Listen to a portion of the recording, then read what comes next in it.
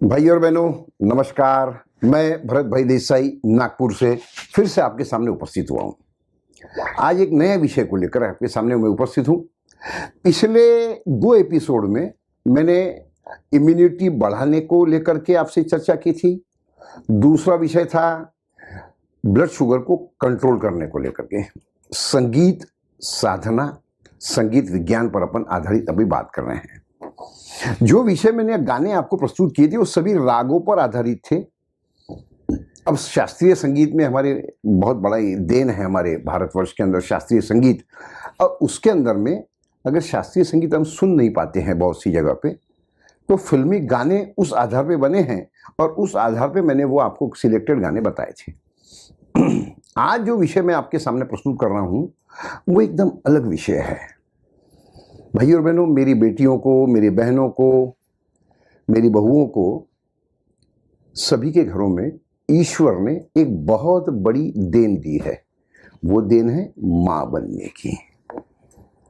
जिसको नहीं देखा हमने कभी, पर इसकी जरूरत क्या होगी।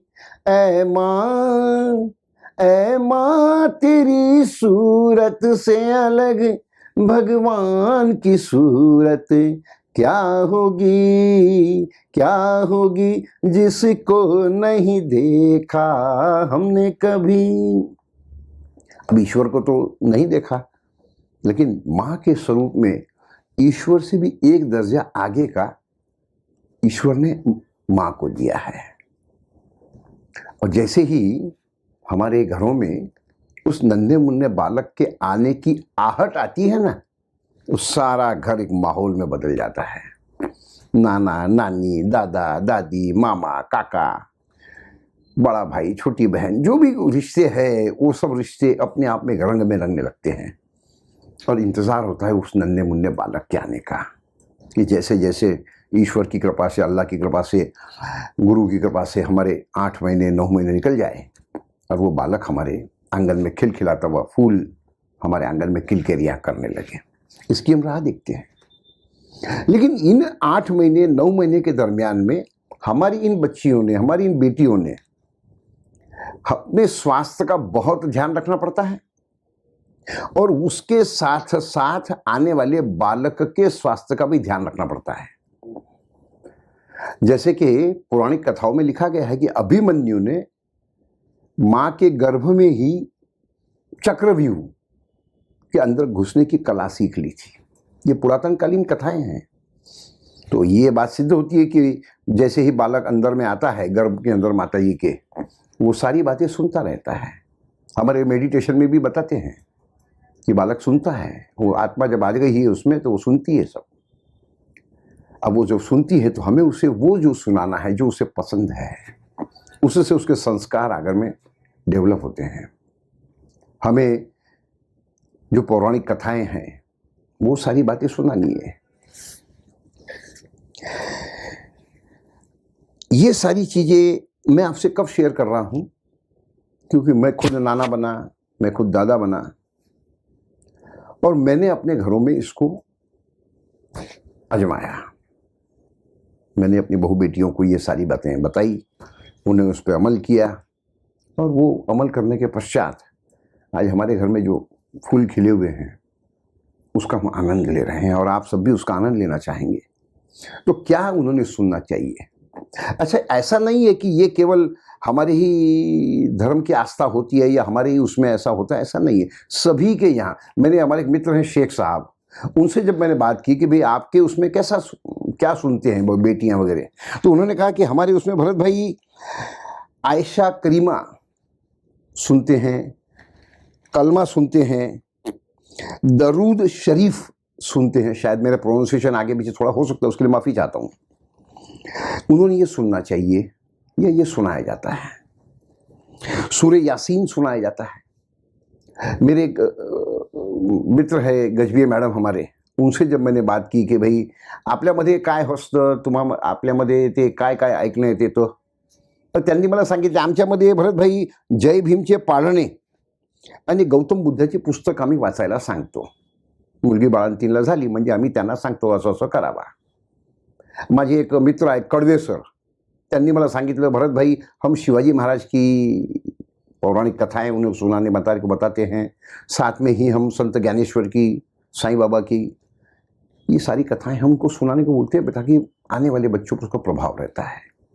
हमारे गुरुजी है, मेरे जो गुरुजी है आगरकर सर जैन हैं, उनसे भी मैंने बात की इस बारे में कि सर मुझे कुछ आप इसमें गाइड करेंगे, क्या सुनाया जाता है जैन धर्म में भी या जैन में। उन्होंने कहा कि भरत भाई इसमें नौकार मंत्र होता है, भक्तांबर होता है, वो सुनाया जाता है। मेरे एक मित्र हैं बलबीर सिंह जी, उनसे जब मैंने चर्चा की तो उन्होंने कहा कि ये सुखमणि साहब का पाठ हमारे इसमें करते हैं। तो इस तरीके से निरंतर सभी के अंदर में करते हैं। तो अभी मुझे बच्चों को क्या सुनाना है?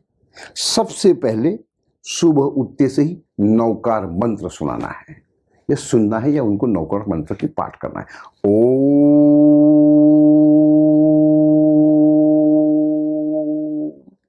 जो भी आप करते हैं। दूसरा होता है गायत्री मंत्र, ओम भूर्भुवः स्वः तत्सवितुर्वरेण्यं भर्गो देवस्य धीमहि धियो यो न प्रचोदयात्। इसका भी पाठ आप सुनिए, ये भी बोलिए। सुर में बोलना जरूरी नहीं है, आपको जैसा आता है वैसा बोलिए। तीसरा होता है कृष्ण भगवान की बंसी। इसका मैं सारों का आपको लिंक भेज रहा हूं, बोला इसमें लिंक है, ये सारी जो मैं बातें बता रहा हूं उसके लिंक इसमें है, वो आपको सुन सकते हैं। कृष्ण भगवान की बंसी बहुत मधुर बंसी है, आप उसको सुनिए। उसके पश्चात होता है आपको जो भी भजन कीर्तन जो भी आप सुनना चाहें, मराठी, हिंदी, इंग्लिश, जो भी सुनना चाहे। इंग्लिश जैसे मैंने कहा, हमारे लुइस सर से मैंने बात की थी कि भाई आपके उसमें कैसा सुनते हैं, क्या करते? तो बोले हमारे में बाइबल के अंदर बहुत सारे बातें हैं जो इसमें बताई गई इसके बारे में, वो हम बच्चों को सुनाते हैं हमारे। ऐसा मुझे लुइस सर ने कहा था। तो भजन है, कीर्तन है, आप गाइए, गुनगुनाइए उसको हल्के फुल्के। इसके पश्चात गर्भ संस्कार म्यूजिक, उसकी 1-2 चैनल भी है उसके अंदर, यूट्यूब के अंदर, वो भी आप सुन सकते हैं। आपको फिजिकल स्ट्रेस और मेंटल स्ट्रेस बिल्कुल ही नहीं लेना है। अगर वो होता है ज्यादा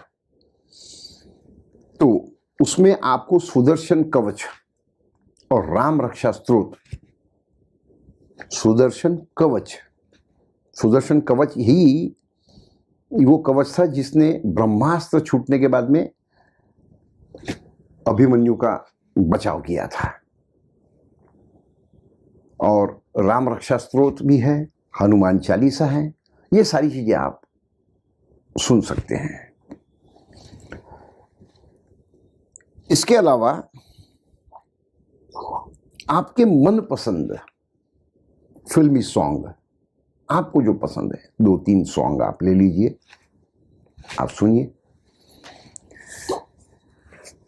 अभी मॉडर्न ज़माना है, आप खुद ही देखेंगे कि भाई हम लोग दिन भर, बच्चे लोग अपने यूट्यूब, व्हाट्सएप में और लैपटॉप में लगे होते हैं। आने वाला बालक वो भी सुन के समझ के आता है। 1-1.5 साल का बच्चा हुआ नहीं कि उसने यूट्यूब ले लिया, मोबाइल हाथ में लेता है। माँ कंप्लेंट भी करती है कि मेरे को बच्चे को खाना खाने देना है तो माँ को मोबाइल देना पड़ता है, उसके बगैर वो लेता ही नहीं है खाना, ये भी बोलते हैं। लेकिन बच्चे को पता नहीं कि मुझे मोबाइल लेना है, वो तो मम्मी देती है उसको, क्योंकि उसको फ्री होना है। ऐसा होते रहता है अपने अपने। लेकिन इसके अलावा एक बहुत इंपॉर्टेंट बात, ये सारी चीज़ें अपने डॉक्टर को ज़रूर बताइए। अपने गायनेकोलॉजिस्ट जो डॉक्टर साहब है, मैडम है, उनको ज़रूर बताइए। वो जो आपको इंस्ट्रक्शन देंगे उसको फॉलो करिए। वो जो दवाइयाँ आपको देते हैं उसको आप बरोबर रेगुलर लीजिए। अगर बेड रेस्ट बोलते हैं तो बेड रेस्ट करिए। ये सारी चीज़ें आपको करना है।